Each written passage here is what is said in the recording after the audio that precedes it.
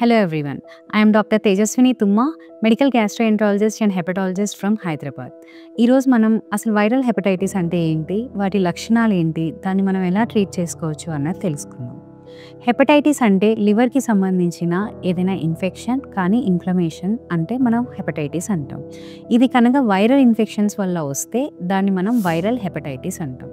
ఏ viruses ఈ hepatitis cause చేస్తాయి అంటే hepatitis A, B, C, D, E లేదా Epstein Barr virus, cytomegalo virus వంటి వైరసెస్ ఈ కాలేయానికి ఇన్ఫెక్షన్ కాజ్ చేయవచ్చు. కొన్నిసార్లు మనకి హెపటైటిస్ వచ్చాక కూడా ఎన్ని టెస్టులు చేసినా కూడా ఎటువంటి వైరస్ కూడా బయటపడదు. దాన్ని మనం non A, non B hepatitis viruses అంటాం. ఈ హెపటైటిస్ వచ్చిన వాళ్ళకి ఎటువంటి లక్షణాలు ఉంటాయి? యూజువల్గా ఇప్పుడు నేను పైన చెప్పిన వైరసెస్ అన్నీ కూడా అక్యూట్ ఇన్ఫెక్షన్స్ కాజ్ చేయొచ్చు. అక్యూట్ ఇన్ఫెక్షన్స్ అంటే ఈ ఇన్ఫెక్షన్ అనేది మన శరీరం నుంచి 3 నుంచి 6 నెలల లోపు వెళ్ళిపోతాయి అన్నమాట. కానీ కేవలం హెపటైటిస్ బి మరియు సి మాత్రమే క్రానిక్ ఇన్ఫెక్షన్స్ కాజ్ చేస్తాయి.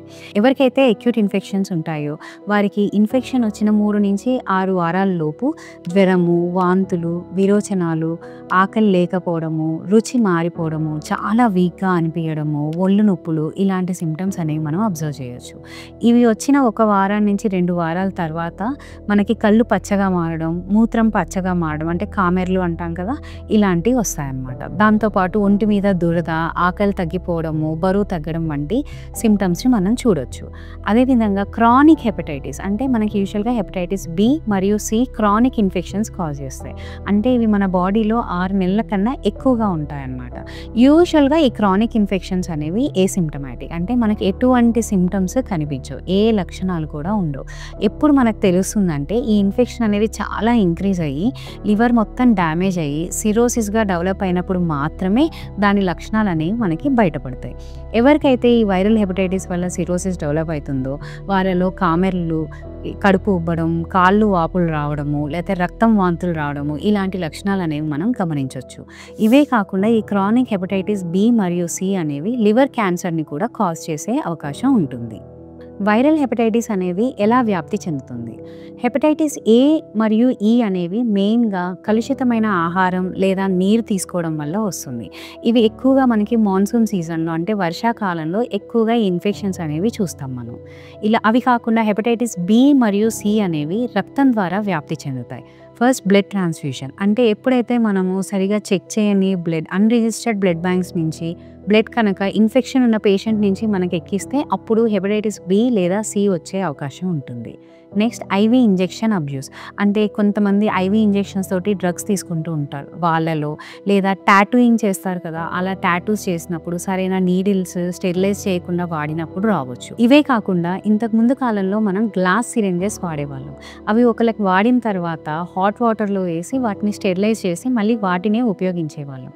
కానీ హాట్ వాటర్ స్టెరిలైజేషన్ అనేది కరెక్ట్ ప్రొసీజర్ కాదు. సో ఎప్పుడైతే సరిగా స్టెరిలైజ్ చేయకుండా ఒకరికి వాడిన గ్లాస్ సిరంజెస్తోనే ఇంకొకరికి వాడినట్లయితే ఒకళ్ళ నుంచి ఇంకొకరికి ఈ ఇన్ఫెక్షన్ స్ప్రెడ్ అయ్యే ఛాన్సెస్ ఉంటాయి. Next sexual transmission.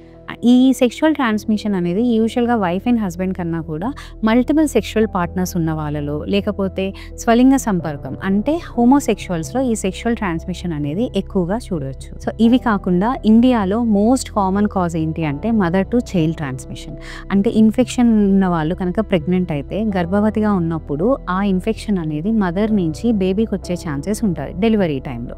So this is most common type in India. ఈ క్రానిక్ వైరల్ హెపటైటిస్ అనేది మనకు ఉందా లేదా అని ఎలా కనుక్కోవచ్చు? దీనికి సింపుల్ బ్లడ్ టెస్ట్ ఉంటాయి. హెపటైటిస్ బి కానీ సి కానీ హెచ్బిఎస్ యాంటీజెన్, యాంటీ హెచ్సివి అనే సింపుల్ బ్లడ్ టెస్ట్ ద్వారా మనం ఈ ఇన్ఫెక్షన్ అనేది మనకు ఉందా లేదా అని తెలుసుకోవచ్చు. ఇది నార్మల్గా ఉన్నప్పుడు కూడా ఎటువంటి సిమ్టమ్స్ లేనప్పుడు కూడా చేయించుకోవచ్చు. ఎందుకంటే ఈ క్రానిక్ ఇన్ఫెక్షన్స్ అనేవి ఎప్పుడూ ఎసిమ్టమాటిక్గానే ఉంటాయి. చాలా లివర్ డ్యామేజ్ అయిన తర్వాత తప్ప సిమ్టమ్స్ అనేవి రావు. సో ఎటువంటి సిమ్టమ్స్ లేని వారు కూడా తమకి ఇలాంటి ఇన్ఫెక్షన్స్ ఉన్నాయా లేవా అన్నది చెక్ చేయించుకోవాలి. ఎస్పెషల్లీ ప్రెగ్నెంట్ ఫీమేల్ అంటే గర్భిణీ స్త్రీలు ఖచ్చితంగా గర్భం దాల్చిన తర్వాత ఈ ఇన్ఫెక్షన్స్ అనేవి టెస్ట్ చేసుకోవాలి. వైరల్ హెపటైటిస్కి ఎలాంటి ట్రీట్మెంట్ ఇవ్వచ్చు? యూజువల్గా అక్యూట్ హెపటైటిస్ ఉన్న వాళ్ళకి సిమ్టమాటిక్ ట్రీట్మెంట్ ఇస్తాం. అంటే వాళ్ళకున్న లక్షణాలను బట్టి మనం ట్రీట్మెంట్ అనేది ఇస్తాం. అంటే వాళ్ళకి జ్వరము, వాంతులు, విరోచనాలు ఉంటే దానికి సంబంధించిన ట్రీట్మెంట్ ఇస్తాం. ఒకవేళ అక్యూట్ హెపటైటిస్ బి కానీ సి కానీ ఉన్నట్లయితే దానికి కూడా తగిన మందులు మనకి అవైలబుల్లో ఉన్నాయి. ఆ మందులు అనేవి ఇవ్వచ్చు. కానీ ఎట్టి పరిస్థితుల్లో కూడా ఈ చెట్ల మందులు లాంటివి లేకపోతే పసరు వైద్యం లాంటివి చేయించుకోకండి. దానివల్ల మనకి మంచి జరగడం కన్నా కూడా అందులో ఉండే హెవీ మెటల్స్ లేకపోతే కెమికల్స్ వల్ల ఇంకా ఫర్దర్ లివర్ డ్యామేజ్ అయ్యే ఛాన్సెస్ ఉంటాయి. అదేవిధంగా క్రానిక్ హెపటైటిస్ బి లేదా సి ఇన్ఫెక్షన్ ఉన్న వాళ్ళకి సిరోసిస్ డెవలప్ కాకముందే మనం డయాగ్నోస్ చేయగలిగితే కొన్ని సింపుల్ మెడిసిన్స్ ద్వారా మనం ట్రీట్మెంట్ ఇవ్వచ్చు. హెపటైటిస్ బికి మనకి టాబ్లెట్స్ ఫామ్లో రోజుకి ఒక్క టాబ్లెట్ తోటి మనం ట్రీట్మెంట్ ఇవ్వచ్చు. ఇది క్యూరబుల్ కాకపోయినా కంప్లీట్గా ట్రీట్ చేసుకోవచ్చు మనం. యూజువల్గా వీళ్ళు లైఫ్ లాంగ్ ట్రీట్మెంట్ తీసుకోవాల్సి ఉంటుంది.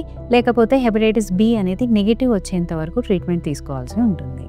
హెపటైటిస్ సికి ఇంతకు ముందు లాంగ్ పీరియడ్స్ వరకు ఐవీ ఇంజెక్షన్స్ తీసుకోవాల్సి ఉండేది. అది చాలా పెయిన్ఫుల్గా ఉండేది. కానీ రీసెంట్ అడ్వాన్సెస్తో we have new antiviral drugs. ఈ యాంటీవైరల్ డ్రగ్స్ అనేవి జస్ట్ 3 to 6 months వరకు తీసుకుంటే మన బాడీలోంచి హెపటైటిస్ సి అనేది కంప్లీట్గా క్యూర్ చేసుకోవచ్చు. అంటే మన బాడీలోంచి వైరస్ అనేది కంప్లీట్గా వెళ్ళిపోతుంది. ఇలా కాకుండా మనకి క్రానిక్ హెపటైటిస్ కనుక చాలా ప్రొలాంగ్ అయ్యి సిరోసిస్లోకి డెవలప్ అవుతే దానికి సంబంధించిన సిమ్టమ్స్ బట్టి మనం ట్రీట్మెంట్ ఇవ్వాల్సి వస్తుంది. అండ్ ఒకవేళ ఇది లివర్ డ్యామేజ్ పూర్తిగా అయ్యి సిరోసిస్లోకి డెవలప్ అయిపోయింది అంటే లివర్ ట్రాన్స్ప్లాంటేషన్ మాత్రమే దానికి కంప్లీట్ ట్రీట్మెంట్ చేయగలం మనం. ఈ వైరల్ హెపటైటిస్ని మనం ప్రివెంట్ చేసుకోవచ్చా అంటే yes, this is completely preventable. దానికి మనం చిన్న చిన్న టిప్స్ పాటిస్తే సరిపోతుంది. ఫస్ట్ మనం ఎప్పుడైనా బ్లడ్ ట్రాన్స్ఫ్యూజన్ చేయించుకోవాలి అనుకుంటే ఖచ్చితంగా రిజిస్టర్డ్ బ్లడ్ బ్యాంక్ నుంచి మాత్రమే బ్లడ్ని తీసుకోవాలి. వాళ్ళు ఆ బ్లడ్కి అన్ని రకాల స్క్రీనింగ్ టెస్టులు చేశారా లేదా అన్నది మనం తెలుసుకోవాలి. అదేవిధంగా గర్భిణీ స్త్రీలు ఖచ్చితంగా గర్భం దాల్చిన వెంటనే హెపటైటిస్ బి మరియు సి ఇన్ఫెక్షన్కి టెస్ట్ చేయించుకోండి. ఒకవేళ మీకు ఈ ఇన్ఫెక్షన్ ఉన్నట్లయితే అది బేబీకి స్ప్రెడ్ కాకుండా మనం టాబ్లెట్స్ లేదా ఇంజెక్షన్స్ అనేవి ఇవ్వచ్చు. పుట్టిన బిడ్డకి వెంటనే 24 గంటల లోపు వ్యాక్సిన్ అనేది ఇప్పించండి. మనకి హెపటైటిస్ బికి, ఏకి వ్యాక్సిన్స్ అనేవి అవైలబుల్ ఉన్నాయి. అలాగే అడల్ట్స్లో కూడా మీరు టెస్ట్ చేయించుకున్నాక మీకు ఎటువంటి ఇన్ఫెక్షన్ లేకపోతే హెపటైటిస్ బి మరియు ఏ వ్యాక్సిన్ అనేది మీరు వేయించుకోవచ్చు. సో వైరల్ హెపటైటిస్ అనేది completely preventable, treatable and curable. So మనం తగినన్ని జాగ్రత్తలు తీసుకుంటే మనం ఈ వైరల్ హెపటైటిస్ని పూర్తిగా ఎలిమినేట్ కూడా చేయొచ్చు. ఈ వీడియో మీకు నచ్చినట్లయితే దీన్ని లైక్ చేయండి. ఇలాంటి మరింత ఇన్ఫర్మేషన్ మీరు కావాలనుకుంటే do subscribe my channel. Thank you.